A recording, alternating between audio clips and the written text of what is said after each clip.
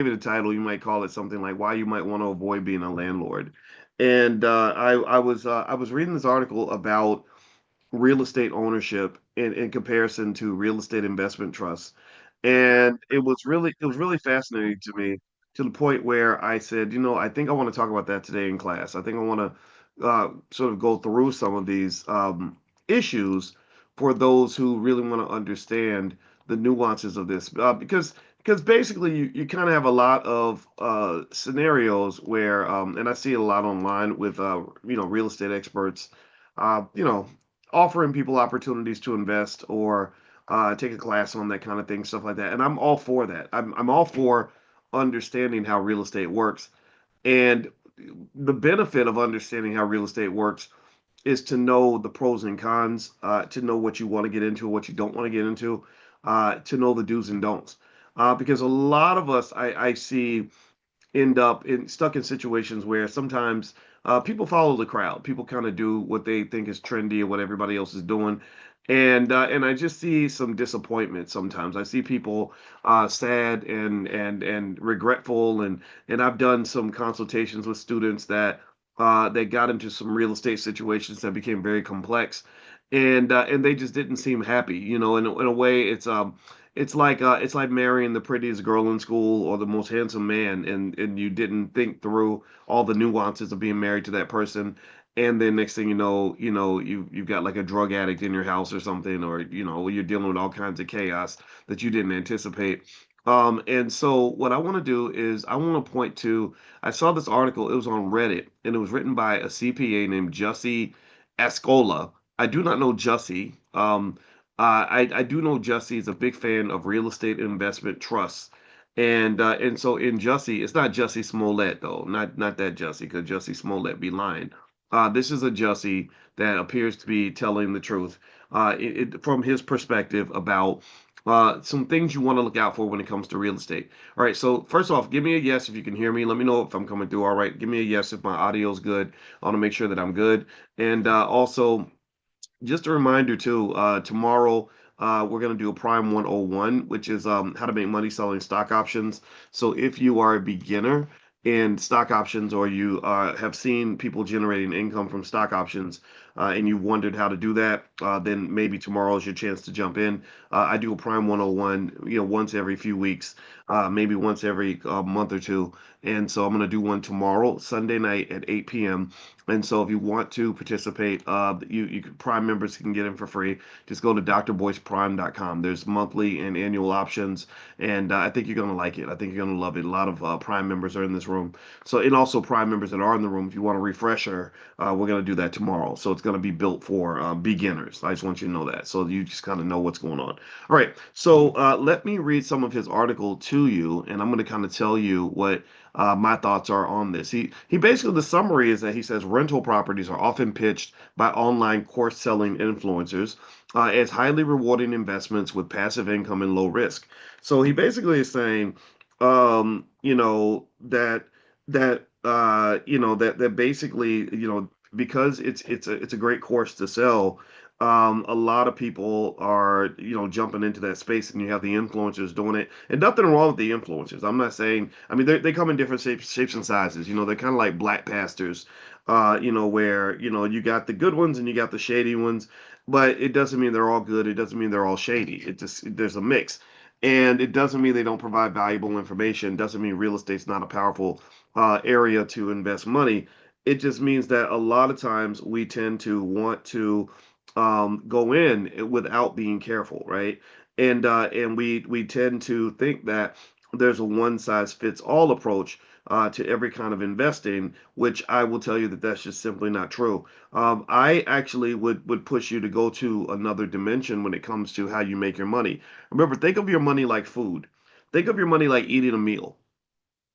If you're hungry and it's time to eat, and let's say that you're really hungry, and it's dinner time, and you're looking for something to eat, and somebody says, well, you know that you can eat cockroaches, and they have lots of protein in them, and so I made you a nice sandwich with cockroaches on it, with I put some mayonnaise on it to make it taste better.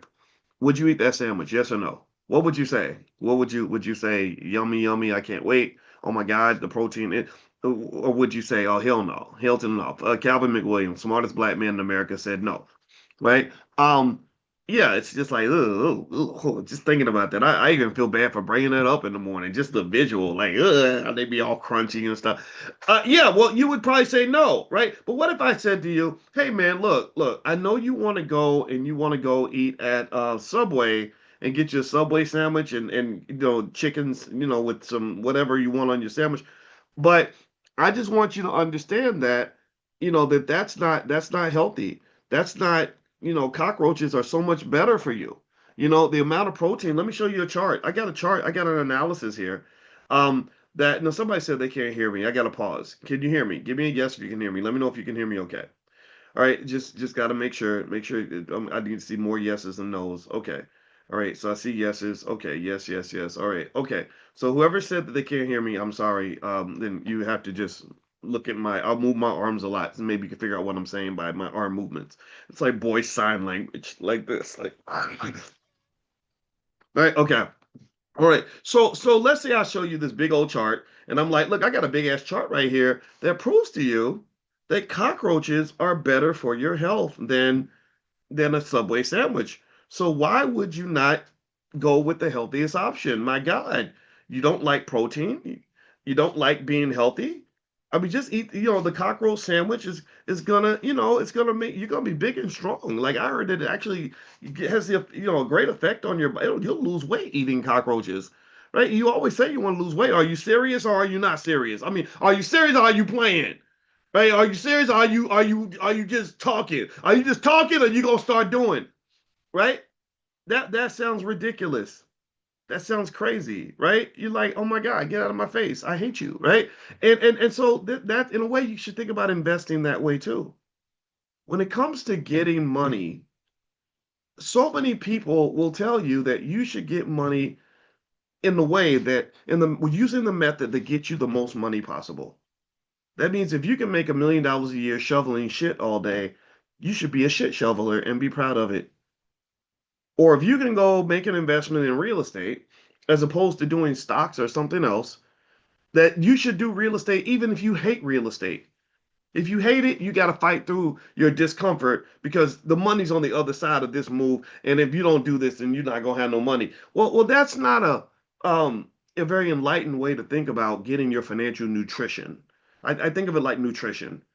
If you ever been financially malnourished, you know what I'm talking about. And Kevin Brooks has it right. He says, all money ain't good money. That's true. That's true. You want to make, I went to Willie D's thing. He had a party and I got invited to a party. Willie, that's my rapper buddy. I love it. He's such a great guy. He's the only guy I can get on the phone with and talk for like 2 hours. Men don't talk on the phone that long. We get on the phone like, hey, how you been? I'm good, man. Oh, cool. Okay. All right. Well, I'll talk to you later. Like that's how guys do, right? But I got two of my rapper friends, Willie D and D1. For whatever reason, we get on the phone, we talk for hours. So I go down to Willie's thing, and Willie knows a lot of people, just a lot of entertainment. He knows a lot of people. He's just a good guy. And and the guy comes up to me and he says, "Hey, Dr. Boyce." I said, "How you doing, man?" And he said, "Hey, man, I like your article that you wrote about." I'm like, "Oh, thank you." I said, "What do you do?" He said, "I'm a rapper." I said, "Really? What's your name?" And I think it was Pastor Troy. And I said, "What?" I said, "Really?" I said, "Do I know any of your songs?" He said, "I did that song, Making Money to Fly Away." I said, "Oh my God, that's one of the best songs ever." Like, I never forgot that song. That was the coolest song ever. I remember my daughter singing that song. And to me, I think about Pastor Troy. Is it Pastor Troy? Did I say it wrong? Shout out. I think he passed away. He was a really Lil Troy. Lil Troy. See, I get it wrong. I'm sorry. I thought it was Pastor Troy. It's Lil Troy. So shout out to Lil Troy. I think he might have passed away. I'm not sure, but I like this guy a lot, and I liked his song a lot, and I think that his song is appropriate for this class actually. Right? When you talk about making money the flyway, now back then they were talking about probably nothing like the definition of making money the flyway was very different in the year 2000 than it is right now. But you get the point. I think that when you go get your financial nutrition and you're looking for ways to make your money, I encourage you to go make your money the flyway. Meaning the way that's going to make you happy.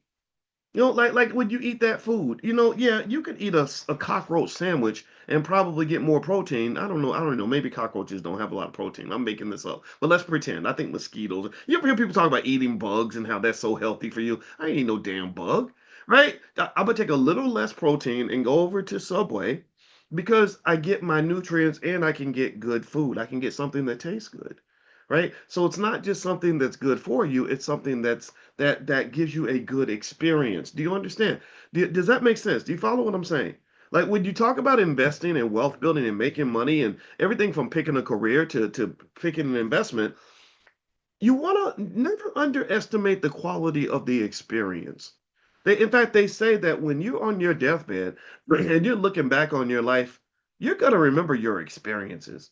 They said that one good thing people are doing with money nowadays that shows a growth in financial intelligence is they're investing in experiences. And that's actually a decent investment. I mean, you can't spend all your money on trips and stuff, but experiences are important. They say experiences last longer physically and mentally than material stuff. I get me a Birkin bag or something. I mean, I'm excited about it, but then when I just look at it every day, it doesn't do anything for me. But a great trip with my family or spending money, it's like climbing, Mount Everest or something. Not that I would do that. That tends to be for crazy white people, but black people do it too. There's black people on Mount Everest. Look at me being racist.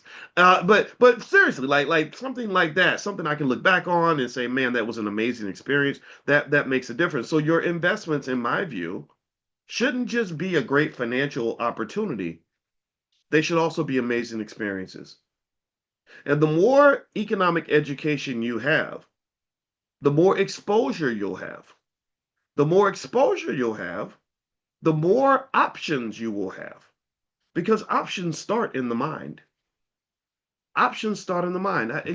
Think about it like this. Think about how many kids there are in the west side of Chicago who've never been to downtown Chicago. They've never seen the river.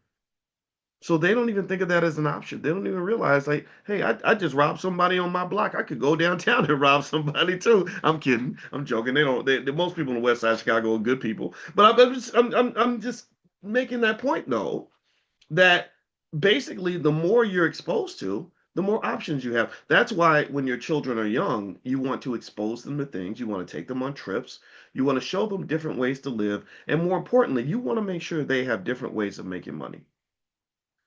Very few things piss me off more than the fact that we live in a country where the majority of black children are only taught to make money in two or three different ways.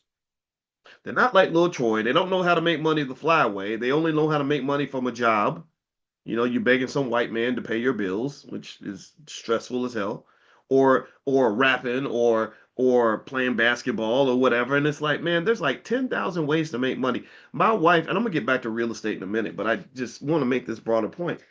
My wife went to this thing. It was like a thing with like fancy white people, and there was a person she met who said that I think he said he went to law school with Barack Obama or something, and so this guy he was a guy with an unassuming white dude that had a very wealthy family, and she said, well, how did your family get rich?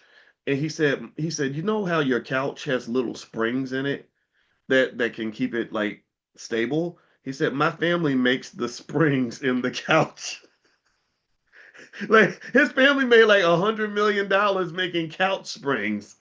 Right? Like that's I don't know if you call that making money the fly way, but that's certainly making money the hidden way. That's really just an option. That's exposure. I mean, nobody grows up saying, "Yeah, one day I want to grow up and I want to have an empire making springs for couches." Like no one who knows that. What black person do you know who even knows that that's an industry? But here's the thing, though. Here's the thing. Here's what's interesting. This is where financial education is so important. This is why you got to get your kids and grandkids and nieces and nephews started early. Is that if you train them early on how to be an economic thinker, if you train them early on how to spot economic possibilities, they might figure that out actually. They might figure that out. Look, there's a difference between a person who's trained to only to only go for money by looking for a job versus somebody who's trained as an entrepreneur. A person who only knows how to make money with a job, if you say, hey, you need money, where are you going to get money? They're going to say, oh, well, I don't know. Where are the jobs at? Let me go to LinkedIn and put my resume up. And it ain't so it ain't just it's not just uneducated people. It's the bougie Negroes too. You know, those of us with the BAs, BSs, MBAs, PhDs, and all the other letters behind our name that make us feel special. In many cases, you're kind of stuck in this little tunnel where it's like, look, if my resume ain't popping and somebody doesn't see it and somebody doesn't give me an opportunity, then I will have no money. And this is not, there's no educational sort of constraint on that. There are people who have lots of education. I know PhDs who think that way. I mean, it's quite fascinating that you're in the top 1% of your field and you can't figure out how to go make $5,000. That means that there's a deficiency. There's a deficiency in your training, my friend. I hate to say this. I'm not making fun of my friends. I know you worked hard to get your doctorate. I did too. But there's a deficiency. And also you got pimped a little bit. You got pimped by those who really don't want you to have a lot of options. They don't want you thinking outside the box. They want you focused on one thing. They want you to feel like, look, if money is your God, then I am Jesus. If money is your God, then that white man who controls the job is your Jesus. You got to go through Jesus to get to God. Can I get a hallelujah in the chat? Right? So literally, let the church say amen. You got to go through Jesus to get to God. So I got to go through the white man, get him to hire me in order for me to get access to money. And that is, to me, that's not getting me to heaven. That's actually taking me straight to hell. Because hell, one way to define hell would be to be in a world where you have no options. That's a type of hell. And so I don't think you should have your children inherit hell from you. Don't pass hell down to your children. Pass them heaven. Heaven is freedom. Heaven is knowledge. Heaven means heaven is success. Heaven is being able to get there by any means necessary and saying, look, if I can't go through you, I'm gonna go around you, I'm gonna go over you, I'm gonna go under you. I got a lot of ways to skin this cat because I know how to make money the fly way. Shout out to little Troy. So an entrepreneur can look in a room and see money in the room. An entrepreneur knows business models. They don't just know jobs. They don't just know a product. They don't just know a certain pathway. They know monetization. They master monetization. They see every product they see. They're able to see the money behind the product. They say, "Ooh, somebody made a lot of money selling these little headphones. Ooh, somebody made lot of money selling this little gadget. Ooh, somebody made a lot of money selling this little drive, this little in motion what is it? Portable battery. Well, somebody made money selling that baseball cap. I bet people made money selling these dang water bottles. How do you do that? Oh, coffee cups. People sell coffee cups. I bet they make still doing. I bet the coffee cup industry is in the billions, right? Oh, this stapler. Somebody probably made money with this stapler, and I bet you there are lots of people who make money with the stapler who never made the damn stapler. Why? Well, because they know business models. They know buy low, sell high. So they say if I can go buy my staplers for $2 and sell them for $5, then I can make a whole lot of money just by being the middleman and setting up my stapler business wherever I go. Then I can make them B1 staplers. I can put a B1 logo on it and say, look, this is the black stapler, right? Whatever it is, right? Right. So a child who's raised to understand business models, who's able to understand what the assignment is, what the goal is somebody who's much better capable of navigating this economy than somebody who only knows one option, one path. Okay? Does that make sense? So let me circle back and get back to what I started with, which was the real estate thing. So let's talk about the real estate. So I've mentioned to you before that there's pretty much three ways people get rich in America. Typically, it's stock market investing, real estate investing, entrepreneurship. But the thing is, in each of those areas, every one of those areas is very complex because there's a massive underbelly of different ways you can pursue each thing. There's a million ways to be an entrepreneur. There's a million ways to do real estate. There's a million ways to invest in stocks. There's thousands of stocks you can pick. So there's no one size fits all approach to anything. So if you say, what stock should I buy? I'm going to say, I don't know. What stock do you want? Right? What stock works best for you? That's like me. That's like you asking me, what clothes should I wear today? And I say, well, if you're really a smart person, you'll wear a black long sleeve shirt with a panther on it and some pajama bottoms with some black shoes. Like if I mean that what kind of answer would that be? No, I would say, well, what colors do you like? What are you doing today? And you say, oh, I live in Alaska. Well, you probably need a coat, right? Right? What color do you like? I like red. Well, get you a red coat, right? You see what I mean? Like there's a million different ways you can put on clothes that day. And so a lot of times when people get introduced to investing, I think they get limited in a certain way. And I think real estate, unfortunately, some of it, not all of it, not to condemn the whole field, because I love I own real estate. Real estate does that sometimes. Because you'll watch like a Grant Cardone video or something, and you'll be thinking that you have to be in his particular real estate deal, which, no, there's a lot of ways I could do real estate, right? So what I want to kind of talk about here is with this article, this guy's basically explaining why owning real estate may not be what it's cracked up to be. So here's a couple things that he says, and let me see. I saw it on Reddit, and here I am just because I just was talking. So I'm up here talking about Lil Troy and stuff. That wasn't even part of the assignment, but I just thought I thought I liked that guy, and I just thought it would be interesting to like bring him up because I always think about him when I think about making money the flyway, and to me the flyway is making money in a way that you enjoy it. So let me read some of what he's saying here. And by the way, just in case you're not on the text list for this class, text the word morning to the number 87948, and I'll send you some stuff later. I have a list of real estate investment trusts that I like that you can take a look at. So just make sure you're on the list. Text morning to 87948. I'll send that to you later on today. All right, so he says here that rental properties are overrated and that real estate investment trusts are the real opportunity. He says rental properties are often pitched by online course selling influencers as highly rewarding investments with passive income and low risk. He said, I strongly disagree. He said, it's the opposite. I explained why rentals are bad investments in most cases and how investors can earn better returns investing in real estate investment trusts, or known as REITs, REITs, which you can buy on your app if you have a Robinhood app, E-Trade app, any investment app. High yield landlord members. Let's see here. Okay, so let's see. Sorry, let me read. So one thing he brings up is the time commitment.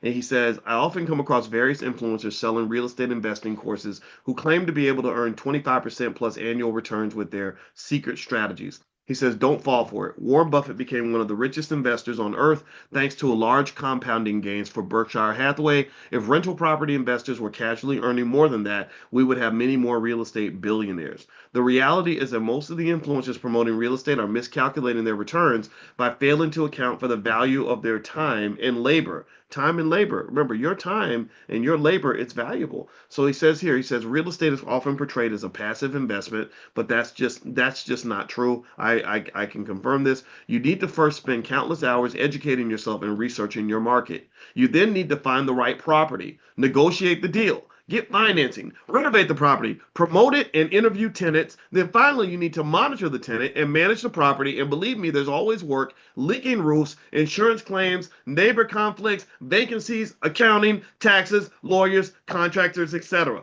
Now, I'm not here to tell you that this is not for you. I'm not here to tell you not to do it. I'm just here to say that this is a reality, right? And if you do this, then there must be some sort of joy that you get from doing these things. Remember, the experience is very important. Never underestimate the value of the experience. If the experience is one that you do not enjoy, then that might lead you to second guess or to say, okay, what am I doing this for? Why am I here? And if someone says, well, you can make the same money over here doing something you do enjoy, then that might lead you in a certain direction, right? In fact, um, yeah, in fact, I remember you know why I went to college? You don't know why I went to I told you, you know my journey in high school. I was a terrible student. I never made an A in anything. That I mean, so when I say terrible, I mean really terrible, like absolutely horrible. If I was your child, you probably want to give me a whooping. Like my mama used to give me whoopings, and I probably deserved them. They probably should have gave me a tutor instead of whoopings, but hey, it was the 80s and it was a wild time. But here's the thing. I went to college for one particular reason. I went to college because I had a baby on the way. I got my first girlfriend, and it was nice. Like, oh my gosh, I get to have sex now, and unfortunately, it's Taco Bell. Tacos get you in trouble. We know that, right? Tacos, man, tacos got me all kinds of trouble. But I had this baby coming. And I didn't know how to take care of this baby. That was my biggest fear. Like, oh my God, what am I gonna do? And I saw college as the only way to make money.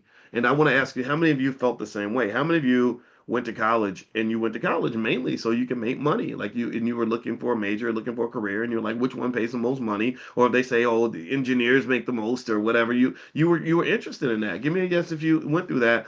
Because there's that deficiency, right? So I picked college and I said, I'm going to give 4 years of my life and then some to be able to make money. I didn't just get 4 years. I think I got my first job when I was 29 years old, 29.8 years old. I just said I cannot be a student at 30. I would just feel like a complete deadbeat. But it was that hard. Getting a doctorate took many years. It was very difficult. A lot of starts and stops and trial and error and just chaos, and there was explosions and dead people, and ice workers coming to haul people away with no ID. Like, it was terrible. I'm kidding, I'm just being dramatic, but it was wild. It was a really wild, traumatic, chaotic experience. And I look back on that and I say, man, that's crazy that I did all that just so I could go make some money. And I did make good money. I made six figures on my first job, because it was so treacherously difficult that literally not one single African American in the country was able to finish their doctorate. I That year I was the only one. There was no male, female, nobody. I was the only guy. So I put myself in this position where I had a lot of great job opportunities because of that. But in hindsight, when I look back at that, I say, gosh, that there are so many other ways to make money. I just didn't know what they were really. I should have known, right? I should have known, right? I'm getting a doctorate in finance. I'm reading all these money books. But remember, this is what led me to write the Ten Commandments of Black Economic Power, because I thought about my own experience and I said the reason I didn't embrace and internalize what I was reading was because I just felt like that was for white people. That was not my culture. Investing and all this other stuff, making all these money moves just wasn't my culture. I didn't feel like it was, I didn't feel like someone like me would have the opportunity to do that in the real world. None of that stuff. So I would study it so I could then go teach it. And as you know, a lot of teachers can't actually do the thing that they're teaching in the real world. And I can say I'm not in that category anymore, but I had to work to sort of fix that. Right. And so to some extent, even though I was getting all this training, I was still also part of this very same process I'm describing to you, where you kind of get limited. I saw a lot of scholars really get limited, where when they were thinking, like, how do I make money? They'd say, oh, I got to get a job at a university teaching a class. And it's like, no, there's a billion different ways to make money. You have the strongest economy on earth.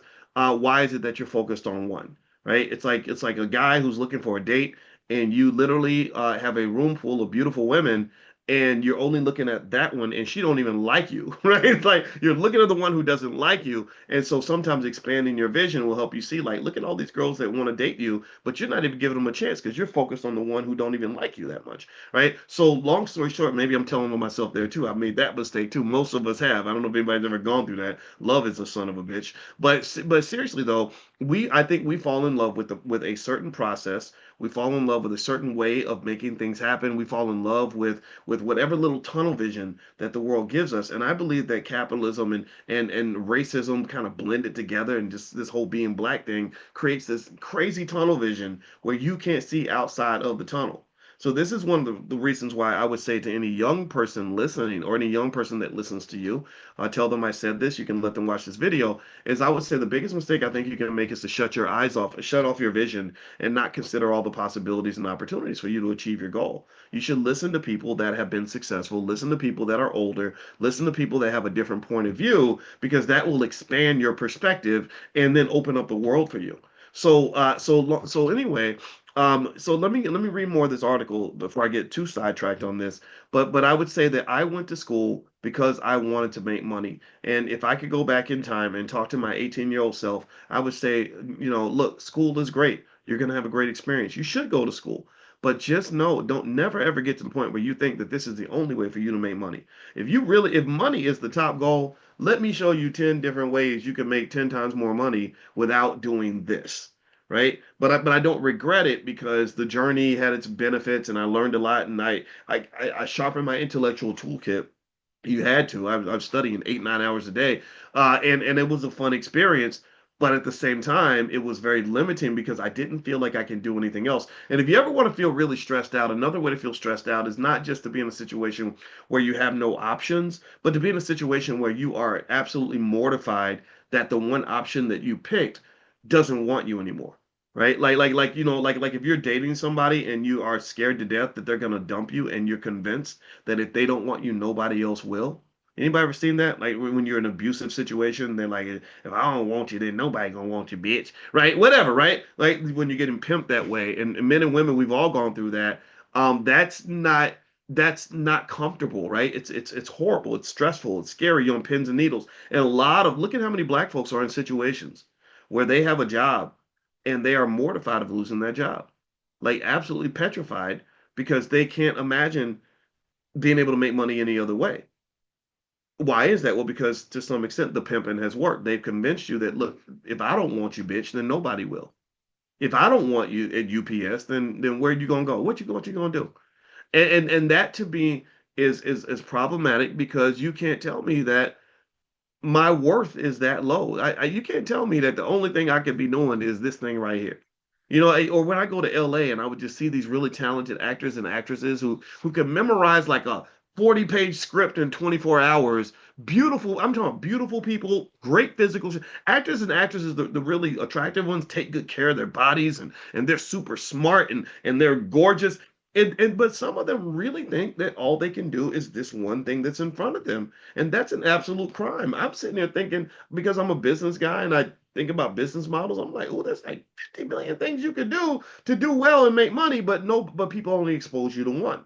So you're sitting out here in 100-degree heat, waiting 4 hours to do one audition with Disney, and you're probably not going to get the role. And if you do get it, then some old man's going to put you on the casting couch and try to get some ass out of the deal. And it's a terrible existence. And a lot of that happens because somebody tricked you into thinking that you don't have options. So a lot of the process of success and making money, it's deeper than just what you know how to do, who you know, or what opportunities come in front of you. A lot of it comes down to what opportunities are you even trained to be able to see? A lot of times we know that that word poor stands for what? What does poor stand for?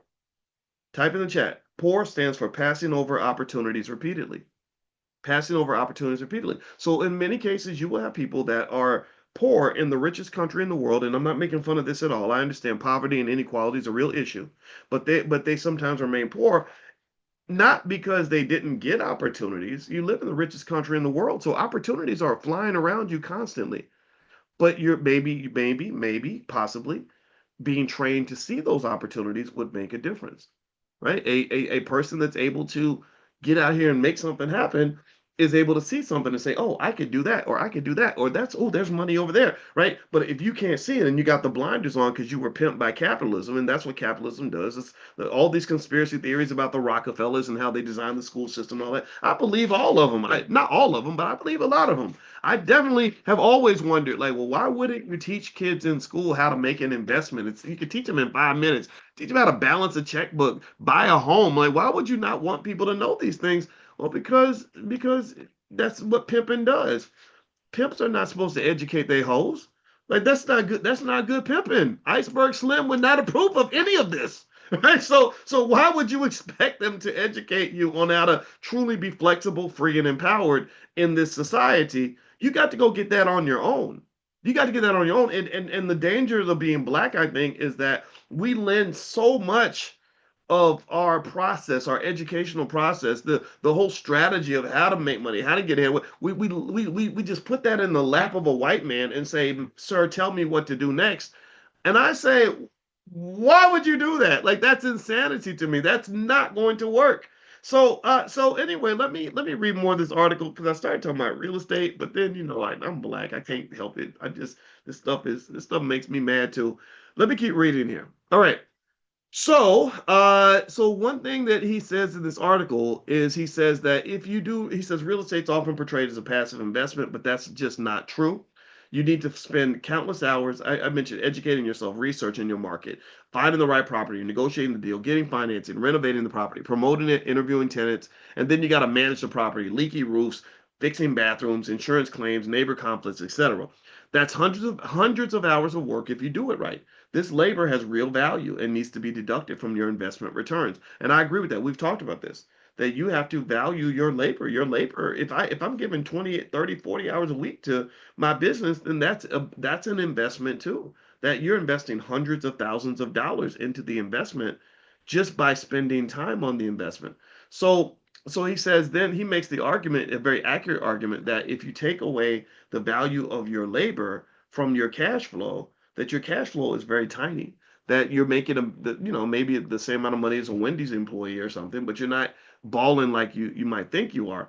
And you got to be really careful about that. He also talks about loss of freedom. He says another big issue with rental properties is that they will restrict your time and geographic freedom, which could have a very negative long-term impact on your lifestyle and career. And there he is talking about the experience again, lifestyle and career. The impact on your lifestyle is simple to understand. Your plans will often get disrupted by random issues. You won't be able to freely travel far away for extended periods of time, but the potential impact on your career is even more important. Your rental properties will tie you down to a specific city, which means you won't be able to pursue new opportunities as freely as you would have otherwise. That's true. If you get a lucrative job offer in New York City tomorrow, you may not be able to take it because your properties and market knowledge are in Las Vegas. And that's true. I've seen that. I have students that I've worked with that have, that own some real estate. And I'm not saying owning real estate is bad. There are so many benefits to owning it. But one thing that came up was there was a woman who told me that she wanted to move to another city to take care of her mother or something like that. And she couldn't do that because her real estate was in another city and she had to constantly put out these fires with her real estate. There's also, he mentioned something, and I've talked to you guys about this, the huge liability risk. He says most investors seem to think that as long as you have an LLC, your liability should be protected, but in reality, it's much more complex than that. The laws are today increasingly tenant friendly, and there are lots of tenants who know how to take advantage of them to make your life challenging. As an example, they will not hesitate to sue you personally if they deem that you did a poor job at maintaining the property, claiming that you put their life at risk. He mentions a tenant who got sued, or sorry, a landlord who got sued by the tenant because there was mold in the bathroom, and the mold, they claimed the mold made them sick. And when you make somebody sick, or they die, or whatever, they got cancer treatments and all this other stuff, then that could easily become a massive, massive economic liability. So basically, he explains then many of the benefits of going into real estate by using real estate investment trusts instead. Real estate investment trusts, REITs, are really cool because they allow you to, first of all, they have to put out like 90% of their earnings as dividends. So the cash flow can be great. It's also very passive. You ain't got to do nothing. They're not going to ask you to talk to any tenants or find, rent out vacant apartments or fix any broken toilets. And then more importantly, it's very, very liquid. The liquid part is the part I like the most. You can get your money out really quickly. If you've ever been in certain real estate deals with other people, you end up, if you ever do real estate deals with other people, then you end up being in scenarios where you may not be able to get your money out as quickly as you can. And so ultimately, and Kendall Green's right. He says that's why you invest in landlord-friendly red states. I can't take this misinformation. Well, I wouldn't call it misinformation, actually. I would say that it's a perspective, right? And maybe red states that are more landlord-friendly might be easier to invest in.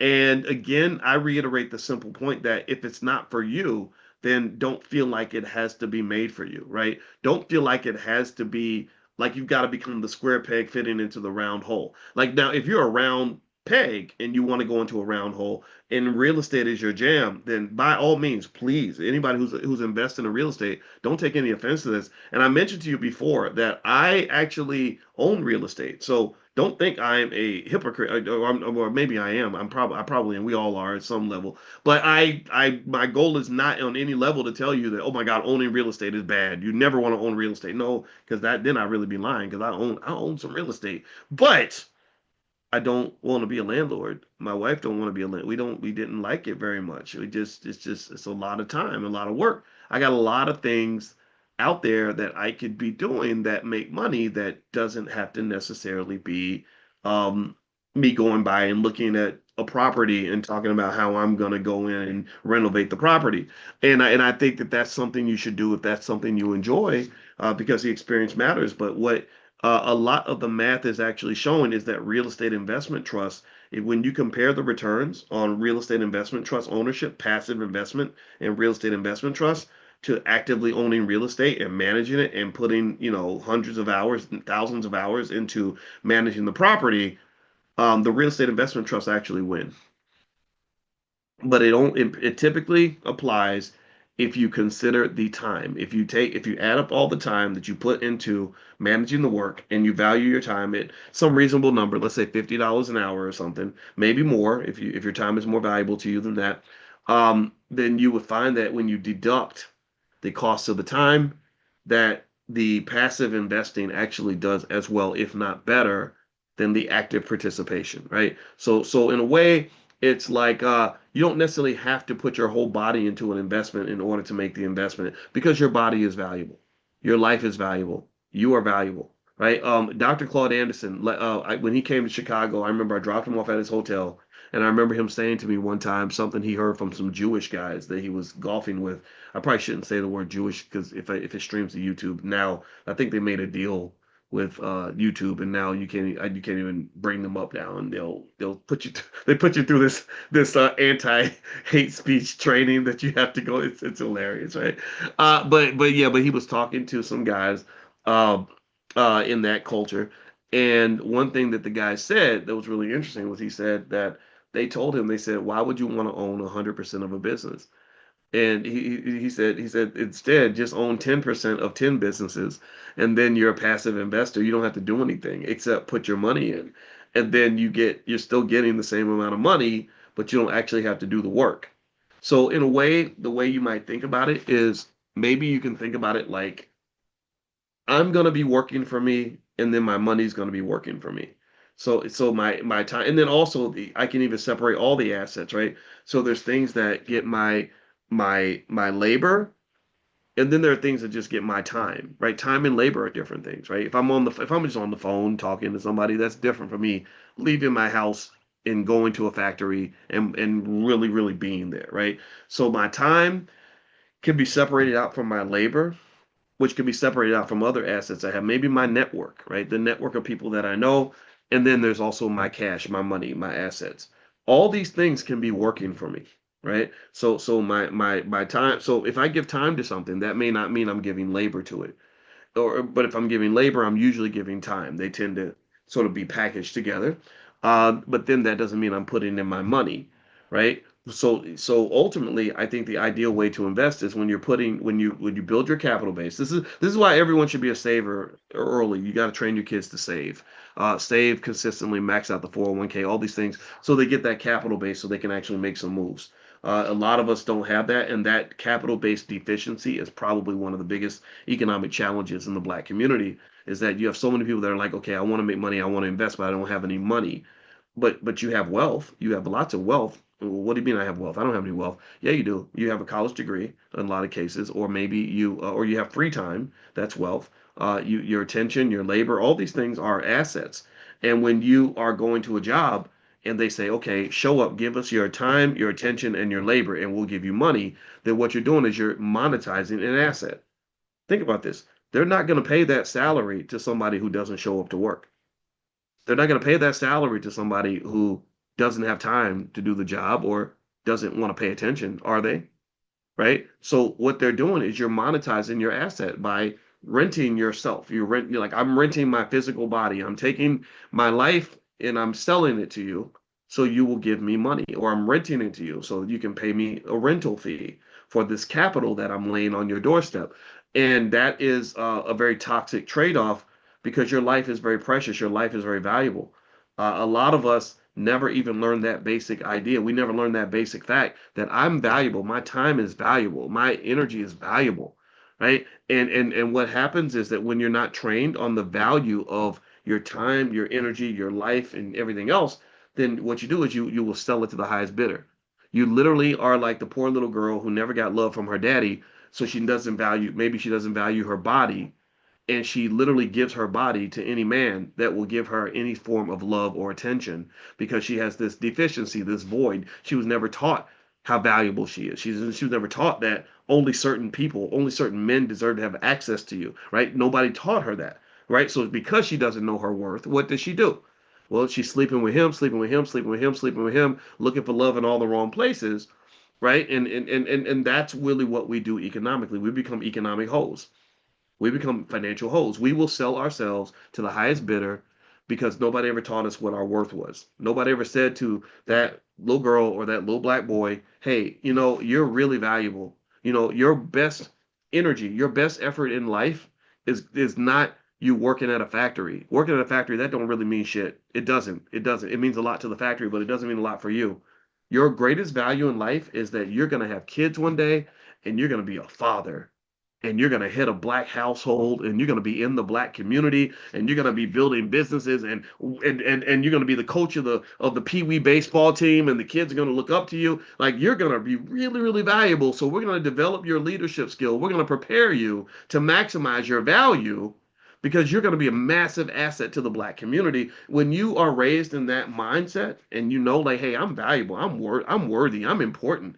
Then what happens is when somebody says, hey, boy, why don't you come on down to the factory and I'll pay you $20 an hour? You're going to say, I don't know if I can do that because I don't know if if I should be taking this valuable asset called me and putting that in a factory all day where I can't go and do the things that are actually important, like being with my family and being with the kids in the neighborhood and or running the local community center or whatever it is that you're doing, right? Whatever it is that you're, I mean, think about it like this, really think about it, right? You've got people, if you had a job opening in your company or something, or you were working at Taco Bell and there was an opening at Taco Bell, you wouldn't call up like, I don't know, Elon Musk and say, hey, Elon, there's a job opening at Taco Bell. Do you want the job? It pays $12 an hour, right? He would laugh, right? It would be kind of funny, right? Well, why would it be funny? Because people work at Taco Bell. Good people work at Taco Bell. They got good food, right? But he would say, what are you talking about?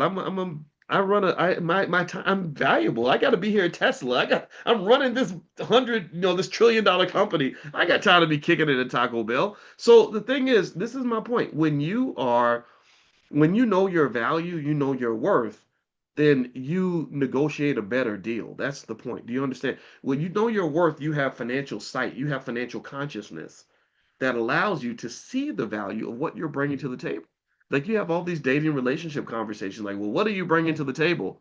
Well, if I'm bringing me to the table, oh, you bringing Boyce Watkins to the table, there's a hell of a lot that's being brought to this damn table. Don't you dare tell me I ain't bringing nothing to the table, right? So you when you think that way, then what happens is that you negotiate from a position of strength. People who negotiate from a position of strength tend to get a better deal. Well, why? Well, because they tend to have higher standards. And it's not because they're being arrogant. It's because they really do, in their mind, truly believe that whatever other thing that they're doing is important enough that if you're gonna pull them away from that, you're gonna have to really offer them something that's worthwhile. Do you understand what I'm saying? Like when I do speeches, when I go give speeches, there was a time where nobody cared about me coming to speak anywhere. I would go speak places and I would speak for free. Sometimes I would pay money to go give a speech, right? That was the process because nobody gave a shit who Boyce Watkins was. It didn't matter, right? But then as time went on and I got into more stuff and my time became more valuable and I was able to do this and do this and do this and do this, my speaking fee started rising. And it didn't rise because I was looking at some market metric. Well, a professor at this age and stage with this level of visibility with this many followers should command a fee of this much. I didn't think about none of that. I would just say I can't do the speech for that price because I don't have I got too much. I got stuff over here. This is important. This stuff over here we're doing is so important that if you're gonna pay me to walk away from that, you're gonna have to pay a little bit more because there's what you call an opportunity cost attached, or in economics they refer to that as the shadow price, right? Like I can't come and speak at your institution because I've got nothing to do because that doesn't happen. I got a daughter to pick up from school. I got a wife I gotta go give kisses to. I gotta meet with my students and money in the morning in the Black Business School. I got so much stuff to do that if you're gonna pull me away from that, you're gonna have to pay something for that. Not because I'm being an arrogant asshole, but because it's true. It's true. So really, if you're talking about this, and I think this is really a principle that elevates wealth in the Black community. It's part of really elevating wealth is seeing your value in the first place. You got to see the wealth. If you got to see the money to be the money, you got to see the value before you can extract and demand it. If you don't see it, then how the hell are you gonna go get it? Do you understand? And I think and one of my biggest challenges with some of our language in the Black community, sometimes we act like we worthless if other people don't want us. Like we I need you to tell me that Black Lives Matter. I need you to tell me that I'm important. I need you to tell me that I don't need you to tell me nothing. I don't need you to convince me that my time is valuable. I already know these things. I don't believe my time is valuable. I know it's valuable. Right? I don't have to talk to a single person to know that what I got on my agenda is the most important shit that a human being can be doing on the planet, and as far as I'm concerned. So I would encourage you, know your worth. Know your worth, and then you will typically get it. And it won't be because you're driving a hard bargain. It'll be because you're just being honest. right? You are valuable, and we are valuable. And so going back to what I was talking about earlier, I was using that to apply to, real estate investing, for example. Not just, and again, I just have to keep on saying, I'm not saying don't buy real estate. I'm not saying that you're a sucker if you're in the real estate business. That's not what I'm saying. I'm saying know the value of your time and factor that in to any investment that you make. An investment that requires money is different from an investment that requires money and time. Do you understand? And a lot of us overlook that because, or we'll go start a bit. Somebody will say, I want to go make money. How you gonna make money? I'm gonna go open up a KFC. Okay, so you really want to sit in a hot kitchen making chicken all day? If that's enjoyable for you, then go for it. But if you don't like chicken and chicken makes you vomit and you don't even want to be in that place all day and because you got other things you want to do, then I don't know if that's the investment for you. I think that there might be better ways for you to make money. So that's my spiel on this. I hope let me know. Give me a yes if you get what I'm saying. If you understand, I'm not dissing real estate investors or people who, because I want to make sure that's clear because I don't want people to be like, Dr. Boyce said real estate is for suckers and real estate is stupid. People love to do. They like to simplify what you said, and I'll be like, man, I didn't say that. Where you at? I need to find your house so I can just slap you real hard. All right. So anyway, let's finish up for today. A couple things. One, I will text out. I do have a list of some real estate investment trusts that I like, so I'll send it out to you guys. Make sure you get on the text list for this class. You can text the word morning to the number 87948. So text morning to 87948. And also, as a shout out to real estate, actually, we do teach that to kids in the Black Business School. So we actually have real estate flashcards for kids, and we have workbooks on all areas of investing. So if you want to take a look at that, you can go to drboycebooks.com. That's drboycebooks.com.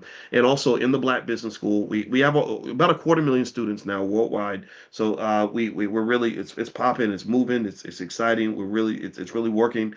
And so we have a real estate investors club, and we bring in real estate experts regularly to talk you through the nuances of real estate. So again, as my tribute to the value of owning real estate as a way to building wealth, I want to invite you to join the club. If you want to do a free trial, you can go to drboycerealestate.com. That's drboycerealestate.com. All right. So anyway, have a great day, everybody. God bless you. Thank you guys for listening. It was real, and have a happy, I know today's Saturday, so have a happy Saturday, and I'll see you guys soon. Take care, everybody. Peace.